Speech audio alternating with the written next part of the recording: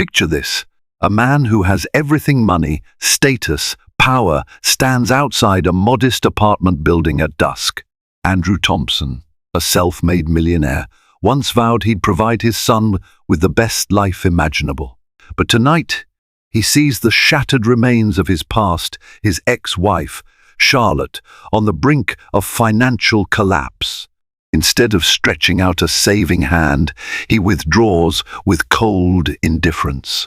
Little does he know, the moment he turns to walk away, his son Ethan utters 5 heartbreaking words that will unravel Andrew's carefully guarded world.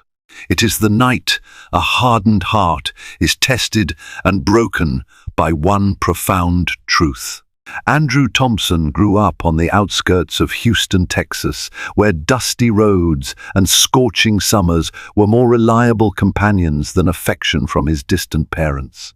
With every sweltering day, he grew hungrier not for food, but for success. He was the middle child in a family that never quite found its stride. His father, Thomas Thompson, worked at a local auto repair shop and struggled to pay the bills. His mother, Beverly, juggled 2 part-time jobs cleaning houses. Their combined income never seemed to meet their most pressing needs. Surviving was the main priority. Dreams were considered a luxury. From an early age, Andrew vowed never to be poor again. He poured himself into books, not just school textbooks, but anything that might teach him how to escape the cycle of hand-me-down clothes and rummage sale bargains. His role models became the real estate moguls and business tycoons he read about in magazines, men like Donald Bren or Sam Zell, who had turned grit into gold. While most other kids spent their summers playing baseball or sneaking into the local pool, Andrew immersed himself in personal finance guides, scouring any resource that might sharpen his mind for the future. The first push toward his grand ambition came when he earned a scholarship to the University of Texas at Austin. His parents were proud, albeit from a distance. Their stoic support suggested they believed in him, even if they didn't always know how to express it. Once he set foot on campus, Andrew wasted no time. Double majoring in business administration and finance, he took out small loans, investing them in local startups he believed had potential. Some of those investments fizzled, others exploded in success. By the time he graduated, Andrew had a nest egg that outshone most of his peers' meager beginnings. But Andrew wasn't just about profits.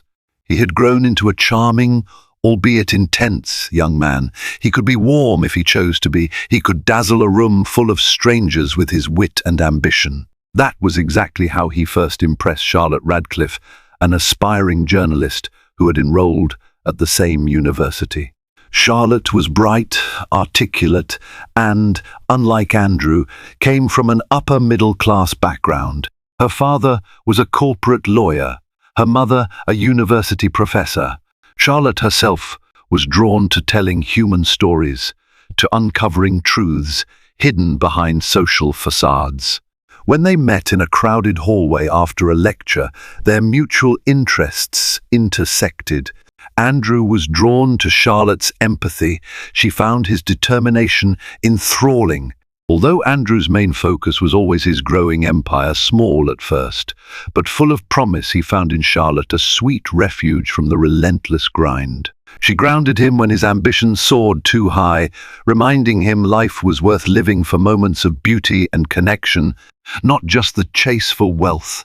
Their love story seemed almost too perfect, campus sweethearts forging a path in a world ripe with opportunity. They married young, and for a while their synergy worked like a well-oiled machine. Charlotte launched her career with a local news network. Andrew founded a real estate development firm, Thompson Ventures. They operated as supportive pillars in each other's lives until a subtle tension began to creep in. Andrew's obsession with building wealth intensified. As his company won bigger contracts and expanded into multiple states, he found himself working 12, sometimes 14 hours a day. He was rarely home, often traveling for business meetings in New York, Los Angeles, and even overseas. Charlotte's journalistic career demanded its own sacrifices, and soon their once shared vision of a thriving marriage eroded under the weight of Andrew's single-minded drive. Things reached a turning point when Charlotte discovered she was pregnant. Their son, Ethan, brought a sense of joy, but also new complexities. Andrew promised to scale back on his travels, at least for a time, yet deals beckoned one high-stakes project after another, and he couldn't resist. Charlotte tried to juggle motherhood and her job, but resentments grew. She felt like a single parent, struggling alone while Andrew chased ever larger paychecks. He, in turn, was convinced he was providing the life they both wanted. He believed that every hour spent earning was for the future of his family, never quite understanding Charlotte's plea for his emotional presence. By the time Ethan turned 5, Andrew's relentless ambition had catapulted him to millionaire status and beyond. Their houses got bigger, their cars sleeker, but the wedge between husband and wife became insurmountable. Tensions escalated to icy stares, shouted arguments, and nights spent in separate bedrooms. Eventually, Charlotte filed for divorce, citing irreconcilable differences, a carefully chosen legal phrase that belied years of heartbreak and disappointment. Andrew was furious, feeling blindsided and betrayed. He couldn't grasp how Charlotte could reject all he'd worked for, especially when it was for them. She, on the other hand, felt emotionally starved and overlooked. The divorce was messy, public, and emotionally draining, especially for Ethan, who stood in the crossfire. Andrew's lawyers fought tooth and nail to protect his assets, ensuring the settlement would not bleed him dry, as he put it. Charlotte received enough to live on, but nowhere near the fortune Andrew possessed. In the years that followed, Andrew became colder, more focused on his empire. Thompson Ventures grew, expanding into commercial real estate across multiple states. Andrew was featured in local business magazines, even once pitched a new development concept to the famous investor Mark Cuban, though it didn't pan out. His net worth climbed past 8 figures, then 9, as he orchestrated lucrative deals with developers like John Redwood, a well-known investor behind Redwood Innovations. Newspapers hailed Andrew as a Texas real estate mogul, a fearless gambler who never bet small. Privately, he told his circle that the heartbreak of his divorce fueled his appetite for success. If love had failed him, money would not. Meanwhile, Charlotte rebuilt her life on the edges of the limelight. She left mainstream journalism to work for a small non-profit news outlet, focusing on local stories that uncovered corruption and championed the underrepresented. The pay was meager, but her passion soared. Ethan split time between his parents, though he quickly learned that with Andrew, life was about achievements and expectations, while with Charlotte, it was about empathy and shared moments. Yet nobody, not Andrew, not Charlotte, and certainly not Ethan, realized how drastically the fabric of their lives would change in a single evening. Years down the road, when Charlotte found herself on the brink of financial ruin, knocking on Andrew's door for help. And it was on that night, with the cold autumn wind whipping through the city streets, that Ethan would speak 5 simple words which would shake Andrew's fortress of pride to its core. Ethan Thompson's childhood was marked by 2 distinct worlds. On weeks he stayed with Andrew, he inhabited a sleek penthouse filled with cutting-edge technology and expensive artwork. Andrew, not naturally paternal, compensated by buying gifts and expensive gadgets for Ethan. Though father and son rarely spent quality time together, Andrew's team of assistants often oversaw Ethan's day-to-day needs, like rides to school or scheduling extracurriculars. Andrew rationalized that, although busy, he was doing what any good father would, offering his son the finest opportunities money could buy. In contrast, Charlotte's 2-bedroom apartment stood in a modest neighborhood near her non-profit news office. The building's paint peeled in places, the elevator was old and creaky, and the living room furniture bore the marks of wear. Yet there was warmth in every corner. Charlotte's living room was an ever-evolving scrapbook of Ethan's achievements, a science fair blue ribbon pinned next to a family snapshot from their trip to Galveston Beach when he was 7. There was an old guitar leaning in the corner, something Charlotte had picked up from a thrift store, hoping Ethan might learn a few chords one day. Although they didn't have expensive luxuries, they had closeness, late-night chats over homemade cookies, and a small library of books stacked against the walls. As Ethan grew older, he began to see the chasms between his parents' worlds. At 13, he found it easier to relate to Charlotte's everyday struggles, grocery lists, laundry day, the occasional scramble to pay bills. His father's lifestyle, while lavish, felt distant, like he was just a visitor in a hotel rather than a home. Ethan recognized that Andrew's devotion to work overshadowed everything else. Even so, Ethan deeply respected his father's achievements. He admired the story of how Andrew rose from near poverty to significant wealth. It was inspirational, albeit lonely. Over the years, Charlotte tried to keep her financial hardships hidden from Ethan. She made sure he had what he needed, rarely complaining about late paychecks or medical bills from unexpected visits to the doctor. One particularly harsh winter, Charlotte's car broke down. She spent weeks catching buses and trudging through freezing rain to work and back. When Ethan asked why they couldn't just fix the car, Charlotte only offered a strained smile. He could sense that the money wasn't there. Andrew, for his part, had no clue about Charlotte's struggles. Their post-divorce relationship was frosty. They rarely spoke, communicating logistics about Ethan through short text messages or, more often, through Andrew's assistant, Patricia. Over the years, Andrew occasionally bragged to friends about how his ex-wife had walked away from his fortune and now lived with the consequences. To him, the settlement had been more than fair, and anything beyond that was her own responsibility. Meanwhile, Charlotte continued her work at the non-profit news outlet, diving into investigative journalism. While her stories brought local attention to issues like housing discrimination and city corruption, they also made her enemies. She received threatening messages on more than one occasion, but Charlotte pressed on, fueled by a need to make a difference. Her dedication left her with fewer personal resources. She was often exhausted, her savings nearly non-existent. It was around the time Ethan turned 15 that Charlotte's employer faced severe budget cuts. Grants didn't come through, donors pulled back, and staff members were laid off. Charlotte held on by a thread, determined to continue reporting, but her paycheck was slashed, and the bills began to stack up ominously. One spring evening, while Andrew was in New York finalizing a landmark commercial real estate deal, Charlotte found an eviction notice taped to her apartment door. Her landlord had grown impatient with missed payments, and the grace period was over. The notice gave her 30 days to vacate. Charlotte's hands trembled as she held the paper, heart pounding in her chest. Immediately, she thought of Ethan. He was due home from Andrew's place in just a few days.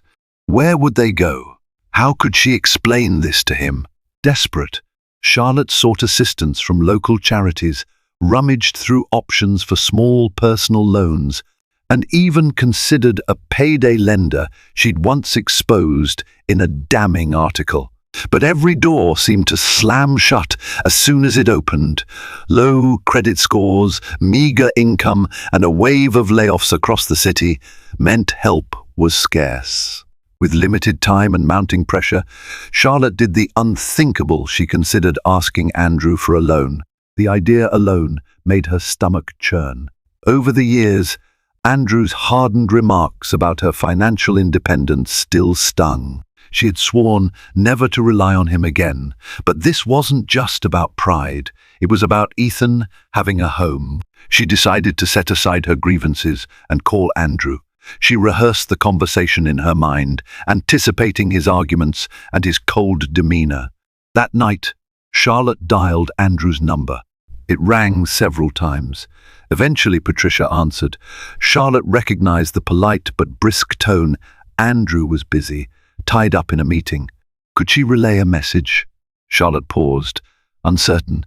Explaining her dilemma to Andrew's assistant felt humiliating, but she had no other choice. She asked Patricia to inform Andrew it was urgent. Then she hung up, her heart heavy with shame and fear. For 2 days she heard nothing back. Finally, a single text from Andrew arrived on her phone. In NYC back Tuesday. We'll talk then. Charlotte exhaled shakily. She used that time to pack some of Ethan's things, uncertain if they would have a roof over their heads in a few weeks. When Andrew returned to Houston that Tuesday, he didn't call. Instead, Charlotte discovered an envelope slipped under her door. Inside was a letter from Andrew's personal lawyer, politely stating that Mr. Thompson is not obligated to provide additional financial assistance beyond the original settlement. The letter also included references to the divorce agreement, which had been meticulously crafted to ensure each party was responsible for their own finances post-settlement. It ended by suggesting that Charlotte seek independent legal and financial counsel. Charlotte's eyes burned with tears, her mind spun. She felt humiliated, betrayed, but also, in a strange way, unsurprised. This was Andrew's modus operandi now, impersonal, efficient, and iron-willed. Realizing she was officially out of options, Charlotte sank to the floor. Anger and desperation warred in her chest. How had it come to this? But even that was not the end. Something in Charlotte refused to surrender. She decided to approach Andrew face to face. If he could look into the eyes of the woman he had once vowed to love, and the mother of his child, and still deny help, so be it. But she would force him to acknowledge her desperation without the protective shield of lawyers and assistants. And so, the stage was set for the night that would challenge Andrew's steely resolve like never before, when Charlotte, driven by survival, and Ethan, unaware of the storm he would soon stir, would confront the man who had everything yet chose to give nothing. The evening sky in Houston glowed with city lights as Charlotte and Ethan arrived at Andrew's towering penthouse. Charlotte's hands trembled on the steering wheel of a borrowed car. She forced herself to inhale slowly. She hadn't told Ethan the full extent of her financial woes, merely that they needed to talk to his father about something important. Ethan looked out the window, frowning. He sensed his mother's nerves and kept his own concerns hidden behind a silent gaze. Outside the building, a brisk wind swept through the concrete canyons. Charlotte paused at the grand entrance, thinking of how many times she'd walked through these very doors in years past. Everything here spoke of Andrew's success. The uniformed doorman, the opulent lobby with marble floors, and a sleek fountain that whispered luxury. She approached the concierge desk. A young woman with a clipped tone recognized Ethan instantly, Andrew Thompson's son. The woman pressed a button on the security system, allowing Charlotte and Ethan into the private elevator that led directly to Andrew's floor. As they ascended, Charlotte's heart thumped, the tension thick enough to taste. When the elevator doors slid open, Andrew's personal assistant, Patricia, stood waiting. She had a tight, professional smile. "Good evening, Miss Radcliffe." Ethan, then her gaze flicked toward Charlotte, betraying a hint of pity. "Mr. Thompson is on a call, but he'll be out shortly." They were ushered into a spacious living area where floor-to-ceiling windows offered a panoramic view of the city. Inside, the decor was minimalist and modern, black leather couches, gleaming glass tables, and abstract art on the walls. Everywhere Charlotte looked, she saw the imprint of Andrew's success. It felt colder than she remembered, a curated museum rather than a home. After a few silent minutes, Andrew emerged from an adjoining office. Tall, Impeccably dressed in a tailored suit, he carried himself with the self-assuredness of a man who believed he'd conquered the world. His salt and pepper hair was styled neatly, his expression unreadable. He acknowledged Ethan first with a nod. Then he turned to Charlotte, eyes narrowing slightly. "I thought my lawyer's letter was clear," Andrew said, skipping any pretense of small talk. His voice was low, controlled, but obviously, "You felt compelled to come here in person." Charlotte stood her ground. "I'm not here about legal obligations, Andrew. I'm here because I'm out of time.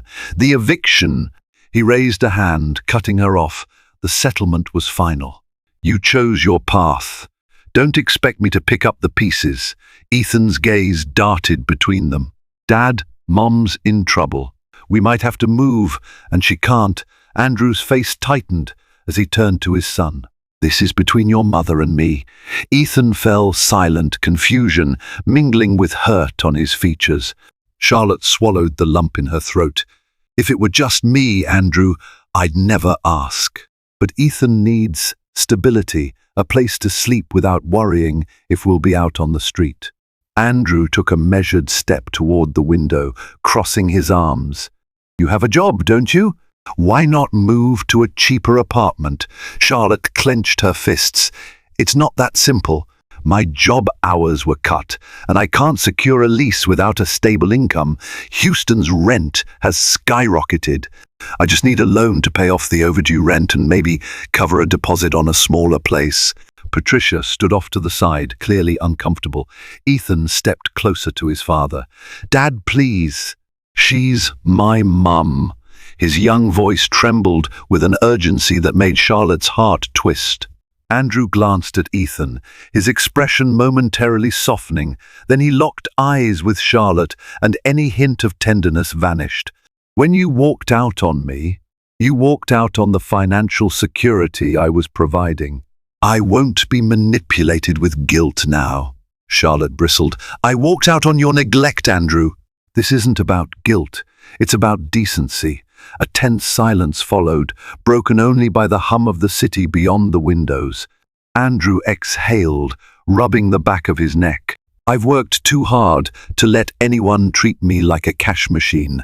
The bitterness in his voice startled Charlotte. "I never wanted your money for frivolous things. This is just about survival." Andrew shook his head. "No, this conversation is over. I have a meeting in the morning, and I need to prepare." He gave a curt nod to Patricia, who looked at Charlotte sympathetically but said nothing. Then he turned to Ethan. "Son, if you want to stay here tonight, that's fine. But your mother needs to go. Now." Tears welled in Charlotte's eyes, but she refused to let them fall. She held Ethan's hand, intending to lead him back into the elevator. Ethan, however, planted his feet. For a moment, time seemed to freeze. Andrew's gaze hardened, preparing to insist. Then it happened. Ethan looked his father squarely in the eye and uttered the 5 words that would penetrate Andrew's armor. "Dad, she gave me life." Those 5 words, simple yet profound, hung in the air like a sudden hush after a thunderclap. Andrew seemed to reel, as though someone had punched him in the gut. He opened his mouth to respond, but found no words. Ethan's statement struck him harder than any argument or plea could. It tapped into a truth Andrew had long buried under the rubble of pride and resentment. Charlotte was the mother of his child, the woman who once stood by his side when he was building his empire from scratch. For several heartbeats, Andrew could only stare at Ethan. Then he turned his eyes to Charlotte, conflict swirling in the depths. This was the moment when the carefully constructed walls around his heart showed the first cracks, revealing a man who might not be as unshakable as he believed. Andrew retreated to the floor-to-ceiling window, his reflection stark against the skyline. For the first time in years, Charlotte saw a flicker of vulnerability cross his face. Ethan's words echoed in the silence. "Dad, she gave me life." Charlotte squeezed Ethan's hand, uncertain whether to seize the moment or leave. Andrew's expression was unreadable, but there was a tension in his posture that hinted at an internal war. Finally, Andrew sighed, turning around. "Patricia," he said quietly, "give us the room." Patricia nodded and slipped away, leaving the three of them in a fragile standoff. Andrew met Ethan's gaze first. "You don't understand everything that happened between your mother and me, but I hear you." Ethan, still visibly shaken by his father's coldness, merely nodded. Charlotte found her voice. "I'm not here to dredge up the past, Andrew. I just need some help to keep a roof over Ethan's head."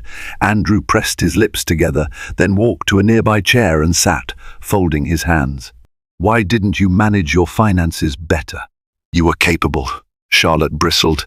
The old Andrew was re-emerging, all blame and no empathy. "I've been trying. My hours were cut at work, and with the cost of living rising, I'm struggling. I'm not asking for a handout, just a loan. I'll pay it back once I'm stable again." Ethan's eyes darted from one parent to the other. He recognized these tones: accusation on Andrew's side, defensive hurt on Charlotte's.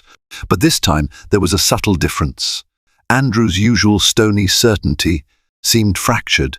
Andrew rubbed his temples. "It's late. Let me think about it. For tonight, stay here. Patricia can set up a guest room." Charlotte blinked, surprised but also wary. "I don't want to impose." Andrew shot her a look. "You won't be. It's just one night. We'll discuss this tomorrow." Ethan's shoulders sagged with relief. Whatever Andrew's internal struggle, at least they weren't being shoved out into the night. Charlotte nodded, offering a quiet thank you. Andrew didn't respond, rising abruptly and walking back into his office, closing the door behind him with a resounding click. Patricia re-entered, gently guiding Charlotte and Ethan to a spacious guest suite with a plush bed and large windows. The contrast to Charlotte's cramped apartment was almost overwhelming. Ethan sat on the edge of the bed, uncertain. Charlotte carefully placed a comforting hand on his shoulder. "You did nothing wrong," she murmured. Patricia lingered, looking as though she wanted to say something. Finally, she spoke, her tone gentle. "Mr. Thompson has been under a lot of stress with his new project in Dallas. He's not always like this." Charlotte managed a small, bitter smile. "He's been like this for a long time."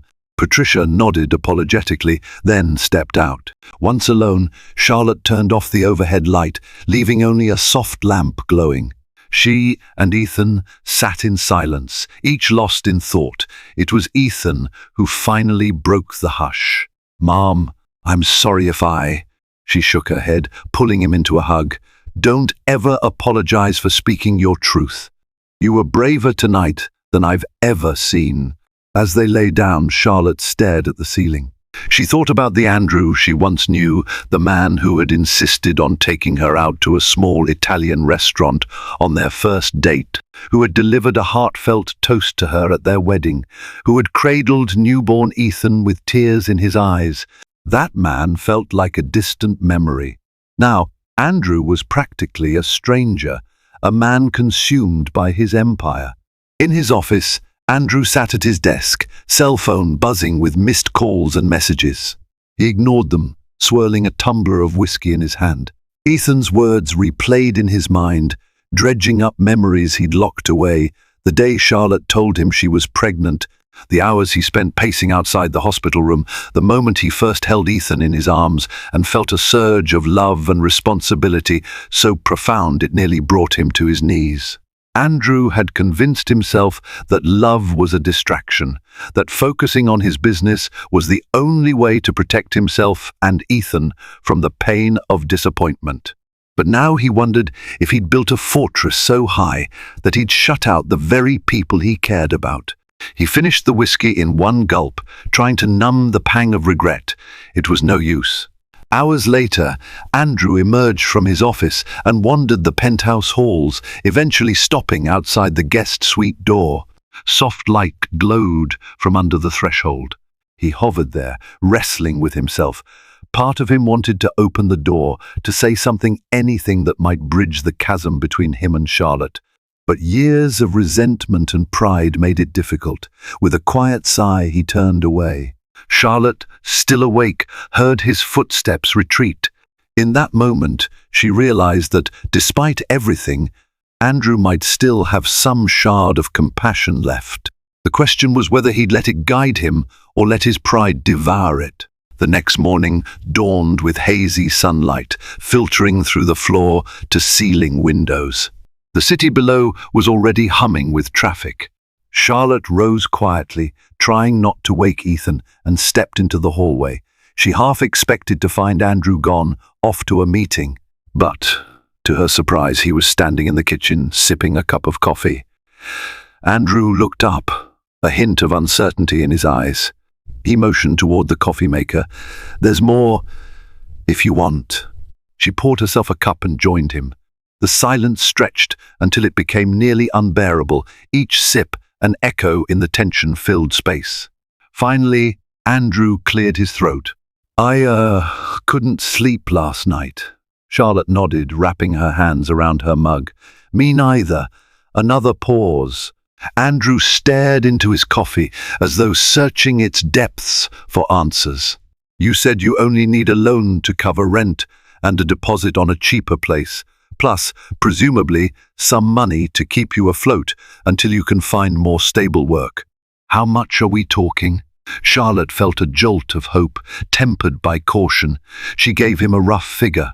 It wasn't exorbitant by Andrew's standards, but for her, it meant the difference between homelessness and stability. He ran a hand through his hair, exhaling. "I could write a check," he said quietly. "But I have conditions." Charlotte stiffened. "I'm listening."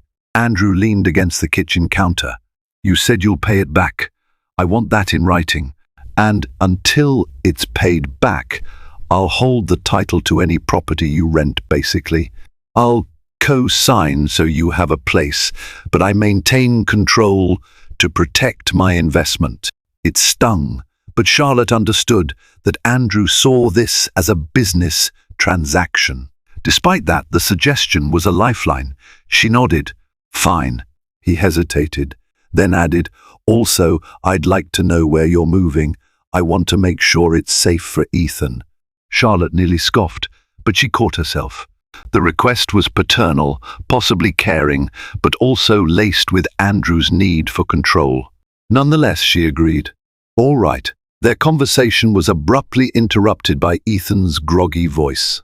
"Morning," he mumbled, stepping into the kitchen. His eyes darted between them, noting they were actually talking in a somewhat civil manner. Andrew offered his son a small, almost apologetic smile. "Morning, kid. You hungry?" Andrew gestured to the array of cereals, fruit, and pastries on the kitchen island. Ethan shrugged, still unsure how to act after the previous night. He selected a pastry and quietly munched on it. The three of them stood there in an awkward triangle, the air charged with unspoken feelings. After breakfast, Patricia arrived with legal paperwork. Andrew wasted no time. He walked with Charlotte into his study, sitting at a massive mahogany desk lined with documents. Patricia explained the terms in a neutral voice. Charlotte signed, her heart heavy. She was relieved that she and Ethan would have a way forward, but the process felt cold. Andrew was helping, yes, but on his terms. Yet for Ethan, the most important thing was that they were not left abandoned. He studied his father's expression, as if trying to figure out the man behind the fortress. Andrew, for all his composure, occasionally glanced at Ethan, as though remembering the boy's powerful words. When the paperwork was done, Andrew handed Charlotte a check. The number on it made her eyes water, with gratitude and frustration in equal measure. She quietly slipped it into her purse. Standing up to leave, she held Ethan's hand. "I guess we'll be on our way." "Thank you," Charlotte said softly. Meeting Andrew's gaze, there was a world of pain behind her eyes, residual hurt from years of neglect, overshadowed by the desperate gratitude of a mother. Andrew gave a curt nod, avoiding eye contact. "Just keep me in the loop. Patricia will help if you need anything else within reason." The finality in his tone was palpable. The father who once spun dreams about building a life for his family now seemed reduced to a financier. Charlotte swallowed her pride, nodded, and led Ethan out. Patricia escorted them to the elevator, wearing a strained smile that hinted at sympathy. As the doors slid shut, Ethan spoke up quietly. "Mom, are you okay?" Charlotte inhaled, forcing a smile. "I will be. We both will be." In the penthouse, Andrew stood at the window, watching the streets below. He told himself he had done the right thing, the responsible thing. No matter how much anger he still harbored, Ethan's welfare came first. He believed he was keeping emotions out of it, treating it as a practical arrangement. Yet a part of him felt uneasy, haunted by Ethan's words and the memory of Charlotte's tearful face. The morning sun cast long shadows across the immaculate floor, and for the first time in a decade, Andrew felt an unfamiliar twinge of remorse that refused to fade. With the check in hand, Charlotte managed to pay off her overdue rent. Though the eviction notice remained a bitter memory, she at least bought herself some time. After a flurry of apartment viewings, she found a modest two-bedroom in a safer neighborhood. The rent was still high compared to her limited income, but with Andrew Coe signing under the terms of their written agreement, she secured the lease. Moving day arrived on a scorching Saturday. Charlotte rented a small truck to haul their belongings. She and Ethan did most of the packing, aided by a few of Charlotte's co-workers from the non-profit news outlet. Stacks of boxes filled with books, clothing, and cherished mementos were lugged from the old apartment to the new one. Despite the exhaustion, Charlotte felt a strange sense of hope blossoming inside her. This was a fresh start. Ethan, however, seemed quieter than usual. Throughout the move, he lifted boxes and followed instructions, but there was a distance in his eyes. Charlotte knew the events of the past weeks weighed on him. He'd witnessed the tension between his parents, felt the threat of homelessness, and was now uprooted from the only home he'd known with his mother. She worried about the toll it was taking on him. Later that evening, while Charlotte was unpacking kitchenware, her phone buzzed. It was Andrew. She almost dropped a plate in surprise. He rarely called directly. "How's the move?" he asked in a flat tone. "Exhausting," Charlotte replied. "Guarded, but we're getting there." A brief pause. "Do you need any help?" His offer sounded half-hearted, as though he was forcing himself to ask. But still, it was an offer. Charlotte glanced around at the mess of boxes. She felt her pride flare. She didn't want to let Andrew in any more than she already had. Yet the boxes were piling up, and Ethan was visibly drained. She sighed. "Sure, if you have time." Andrew didn't sound enthusiastic. "I'll be there in an hour." True to his word, Andrew arrived in casual attire, expensive jeans, and a crisp polo shirt. His presence in her modest new apartment felt jarringly out of place. Still, he got to work. While Charlotte and her co-workers organized the kitchen, Andrew helped Ethan assemble his new bed frame in a small, sunlit bedroom. The father-son duo worked mostly in silence, the clinking of tools filling the tension. Finally, Ethan spoke. "Thanks, Dad." Andrew paused, tightening a screw. "For what?" Ethan looked down. "Helping us get this place, helping me build my bed, and for listening to me the other night." Andrew turned his gaze to his son, a flicker of emotion passing through his eyes. "Yeah, well, I should have listened earlier." Ethan offered a small, hopeful smile. Their conversation lulled again, but the sense of hostility that once smoldered between them had lessened. Meanwhile, Charlotte drifted into the bedroom to drop off a box of linens. She found Andrew and Ethan standing at the newly assembled bed, heads bowed in uneasy camaraderie. The sight tugged at her heart, so familiar and yet so distant. Andrew glanced at her, his expression conflicted. For a moment, it felt like they were a real family, albeit broken and reconfigured.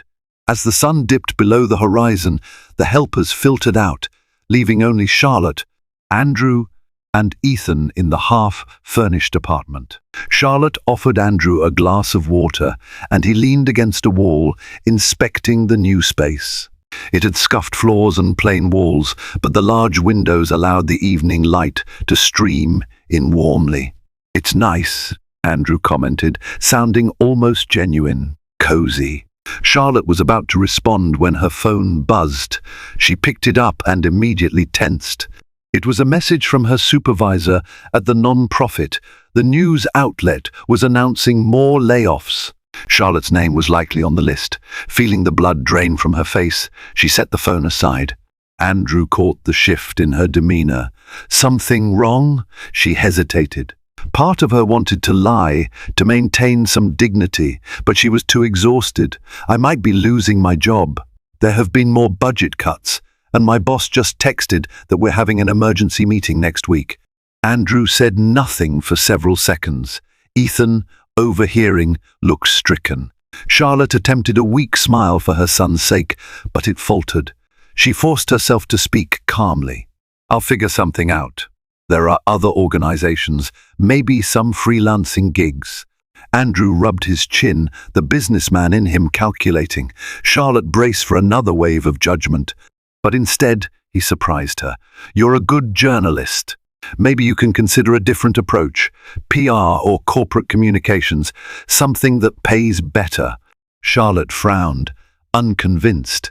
"I like telling real stories that matter, Andrew. Not fluff pieces for corporate spin." Andrew shrugged. "You can't do much good if you're homeless and unemployed, can you?" Charlotte stiffened, but Ethan stepped in before she could retort. "Mum tells stories that help people. Just because it doesn't make a lot of money doesn't mean it's not important." Andrew's eyes flicked to Ethan, and for once, he didn't argue. The tension in the room was thick, but Andrew didn't push. Instead, he downed the last of his water and set the glass on a folding chair. "Let me know if you need anything else," he said quietly, turning to leave. Charlotte almost thanked him again, but couldn't bring herself to speak. The echo of his footsteps lingered, and she found herself wishing, against all logic, that he would stay just a bit longer, if only to stave off the looming uncertainty of her future. Days passed in a blur of unpacking and anxiety for Charlotte. The emergency meeting at her job confirmed her fears. She was laid off, effective immediately. Despite her tireless dedication, the non-profit simply couldn't sustain their staff. She received a small severance package, but it was nowhere near enough to cover more than a month or two of living expenses. The gloom of financial uncertainty returned with a vengeance. Meanwhile, Andrew threw himself deeper into his work. Thompson Ventures was on the cusp of finalizing a major commercial project in Dallas, a multi-million-dollar endeavor that would cement Andrew's status among the region's top developers. Yet he found it impossible to fully savor his success. Late at night, he often recalled Ethan's plea and those 5 crushing words, "Dad, she gave me life." The more he tried to push them aside, the louder they echoed. One afternoon, Ethan called Andrew from his new bedroom, voice trembling. "Dad, I'm worried about Mom. She lost her job, and I don't know. She's not telling me much, but I can see she's scared." Andrew closed his eyes, leaning back in his office chair. "She lost her job?" He paused. "She didn't tell me. Did you expect her to?" Ethan's tone was both pleading and accusatory. "Dad, can't you just be there for her? For us?" Andrew's defenses sprang up, but he swallowed them down. "All right, I'll come over." That evening, Andrew arrived unannounced at Charlotte's apartment. He knocked on the door, ignoring the uneasy flip in his stomach. The door opened to reveal a startled Charlotte, hair pulled back in a messy bun, dark circles under her eyes. She wore an old T-shirt, stained with paint from her attempts to brighten up Ethan's room. She looked exhausted, yet defiant. "What are you doing here?" she asked warily, stepping aside to let him in.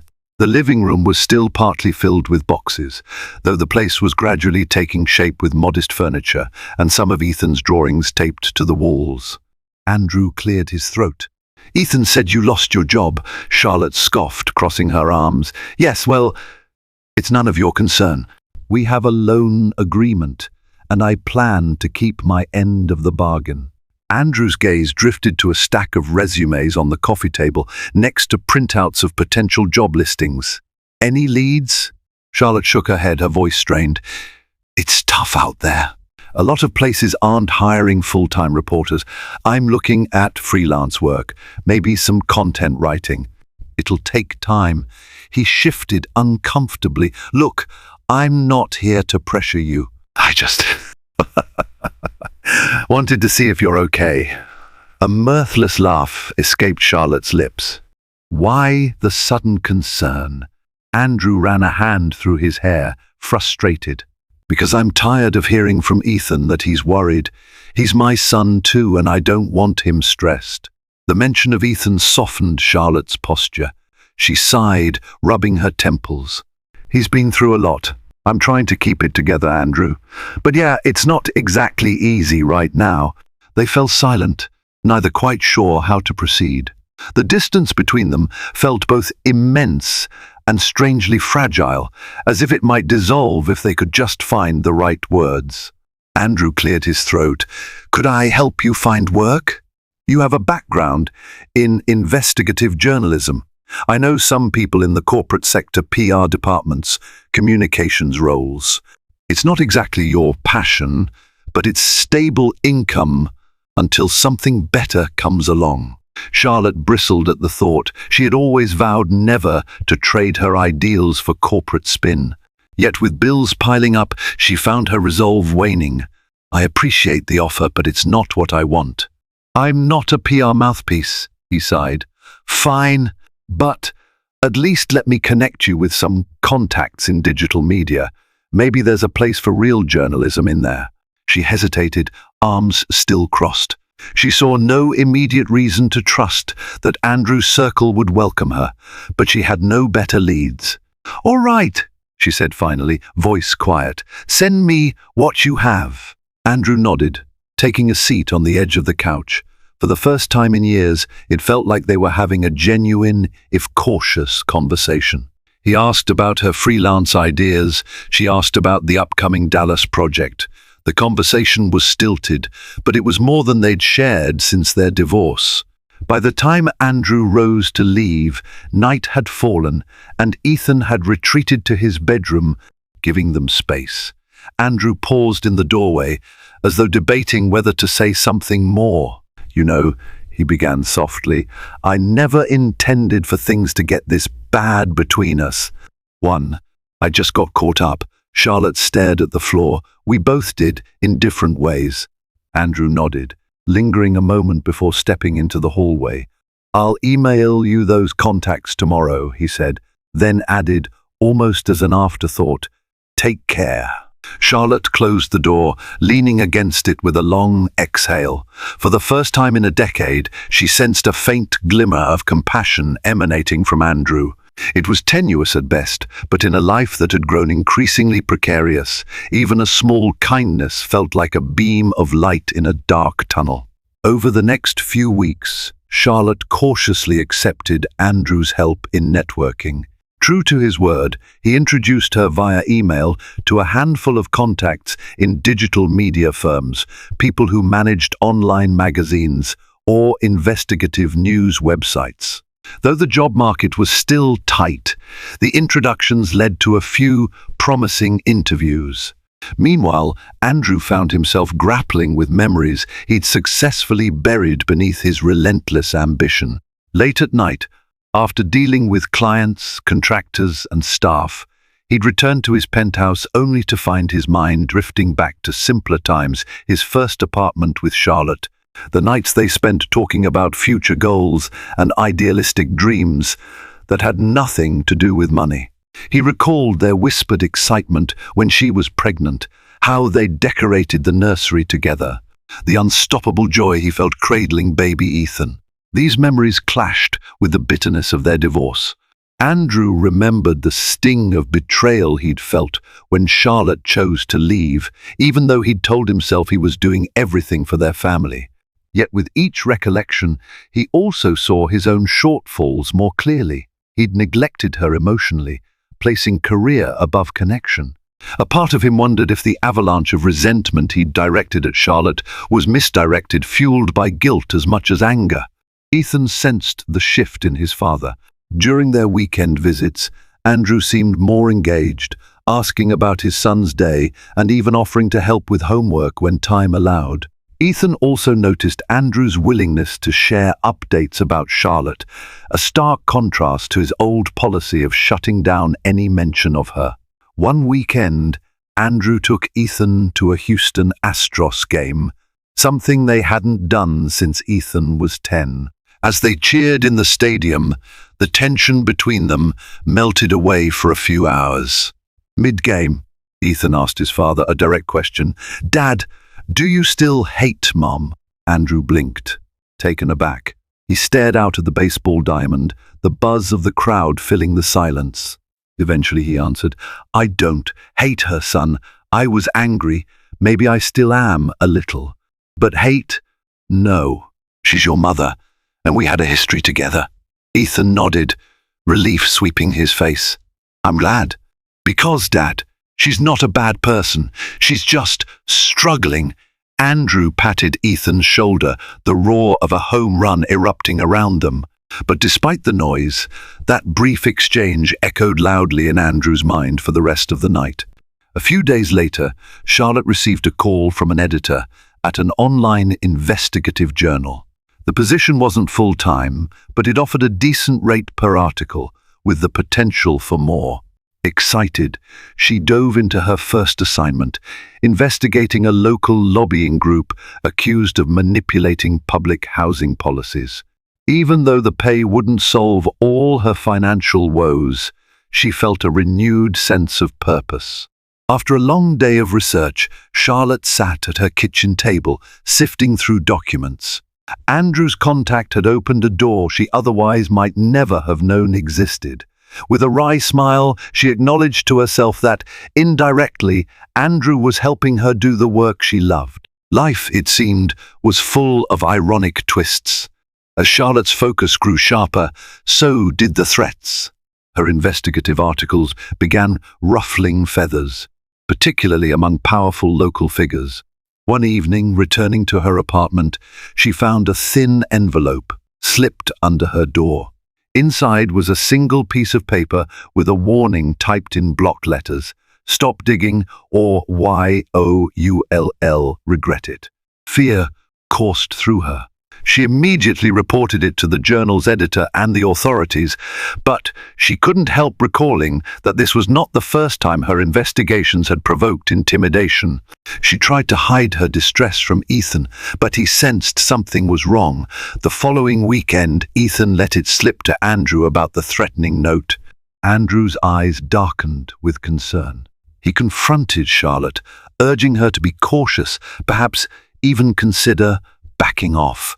But Charlotte refused, insisting that uncovering the truth was her duty as a journalist. Andrew's frustration flared.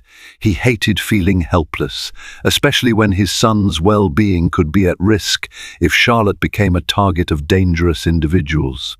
In an uncharacteristic move, Andrew offered to hire private security for Charlotte and Ethan. She balked at the idea. It felt too invasive, too controlling, but deep down, she was rattled. If it were just her, she might have continued undeterred, but Ethan's safety mattered above all else. She compromised, agreeing to install better locks and a security camera system at Andrew's insistence and expense. During one visit, Andrew personally oversaw the installation team at Charlotte's apartment. The process took most of a Saturday. While the technicians drilled and wired cameras near the front entrance, Andrew wandered into Charlotte's living room. He paused at a bulletin board, pinned with her story leads and notes. Names of local politicians, real estate moguls, and suspicious deals dotted the board, some circled in red ink. He felt an unexpected surge of admiration for Charlotte's bravery. Or was it stubbornness? Either way, It reminded him of why he had once been drawn to her unwavering conviction, her refusal to back down when she believed in something. Andrew turned to see Charlotte observing him quietly, arms folded. "Thank you," she murmured, gesturing toward the security system. "I know we have our differences, but I appreciate it." Andrew gave a small nod. "You're Ethan's mother.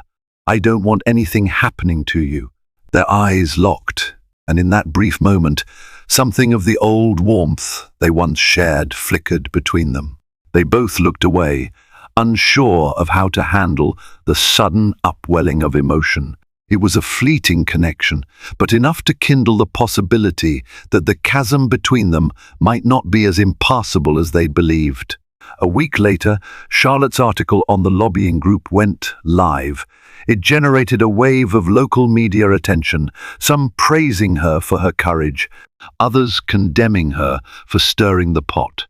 Regardless, her reputation as an investigative journalist was solidifying. The digital journal that published her work offered a follow-up assignment, and a larger publication took notice, inquiring if she'd be interested in contributing freelance pieces. Despite these victories, the personal cost weighed heavily. She continued receiving threatening messages, and though she tried to project calm for Ethan's sake, insomnia and anxiety became her nightly companions. Andrew remained quietly vigilant. While he didn't approve of her risking so much, he didn't withdraw his support. For better or worse, they had reached an unspoken truce, united in their concern for Ethan. One Friday afternoon, Andrew picked Ethan up from school and decided to drop by Charlotte's apartment, curious to see if she was all right. He found her hunched over her laptop, eyes bloodshot from lack of sleep. Ethan quickly grabbed a snack from the kitchen, leaving them alone in the living room. Andrew set his briefcase aside. "Charlotte, this is too much. You look exhausted." Charlotte rubbed her temples. "I'm fine. I just need to finish these interviews and send the draft off." His gaze softened and he moved closer. "Let me help. I can take Ethan tonight. You can rest or work or do whatever you need. Just promise me you'll sleep." She hesitated, but the idea of uninterrupted rest was tempting. "All right, thanks." He nodded and called Ethan into the room. "Hey, bud, how about you spend the night with me? We can order pizza and watch that action movie you've been talking about." Ethan beamed, grateful for the chance to hang out. Charlotte watched them, a pang of nostalgia striking her chest. This was the Andrew she'd once known, caring, supportive. She realized how starved Ethan was for this side of his father. After they left, Charlotte found herself alone in the quiet apartment. Initially, she tried to work, but her eyes burned and her mind was foggy. She saved her progress and turned off the laptop, deciding to take a hot shower. Then she crawled into bed, letting her body sink into the mattress. Sleep found her quickly, offering a much-needed escape. The next morning, Charlotte woke late, feeling more rested than she had in weeks.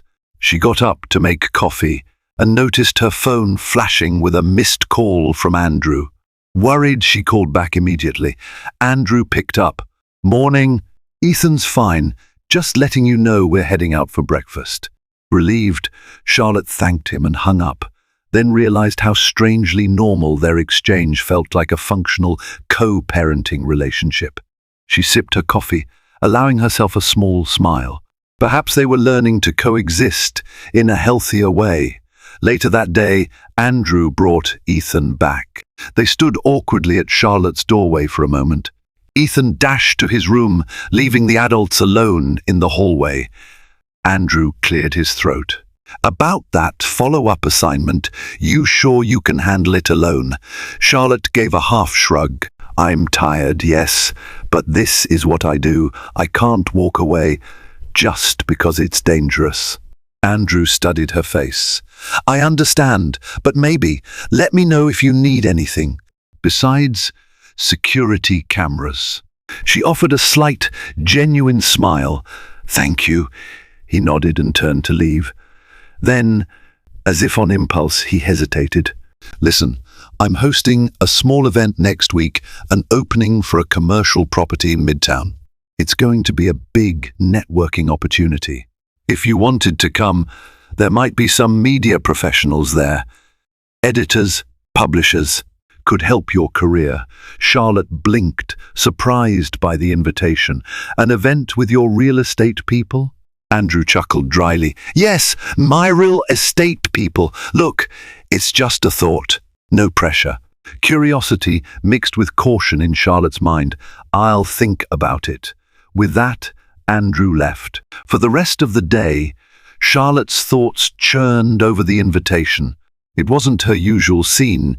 She'd once detested the pomp of Andrew's business functions, seeing them as hollow displays of wealth. Yet a growing part of her recognized that connecting with bigger media outlets could be crucial to her career and, by extension, her ability to provide for Ethan. When the evening of the event arrived, Charlotte took a deep breath and decided to go. She dressed in a simple but elegant blouse, with jeans and heels, her own blend of professional and casual. Andrew had texted her the address, a newly renovated tower in Midtown. Arriving by taxi, she found herself surrounded by the city's real estate elite investors, developers, and entrepreneurs dressed in tailored suits and designer dresses. The building's lobby gleamed with modern fixtures. Waiters circulated with champagne flutes, and a live jazz trio played soft melodies in the corner. Charlotte felt out of place, but she reminded herself why she was there, to network. She spotted Andrew across the room, deep in conversation with a group of executives. He caught her eye, offered a subtle nod, then made his excuses and approached. "Glad you came," he said quietly. "There are some people here you should meet." Charlotte nodded, her nerves buzzing. Andrew introduced her to a few key figures in media and journalism circles, a publisher from a local business journal, an editor from a national news website. Some recognized her name, praising her most recent investigation. Others were new connections, intrigued by her passion for truth-telling. For the first time in years, Charlotte felt a measure of professional respect in a high-powered environment, and it invigorated her. Toward the end of the evening, Andrew escorted her to the lobby, where they stood away from the crowd. "How was it?" he asked, scanning her expression. She exhaled, a small smile curving her lips. "Surprisingly good. I made some promising contacts."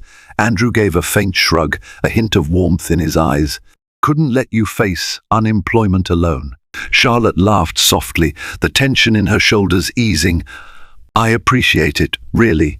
For a fleeting moment, they stood there, the frenetic swirl of the event at a comfortable distance. In that stolen interval of calm, it seemed as though a decade's worth of anger and misunderstanding might finally be giving way to something else, perhaps acceptance, or even the first stirrings of reconciliation. Neither dared name it aloud, but each felt the subtle shift, a sense that maybe, just maybe, they could redefine their relationship for the sake of the boy they both loved and for themselves. Thank you for joining us on this emotional journey, where pride, resilience, and the enduring power of family all collide in life-altering ways. At its core, this story isn't just about a man's fortress of wealth or a mother's refusal to abandon her principles. It's about the unwavering bonds that tie us together, even when life drives us apart. If Andrew's transformation reminds us of anything, it's that empathy can break through even the thickest walls of pride.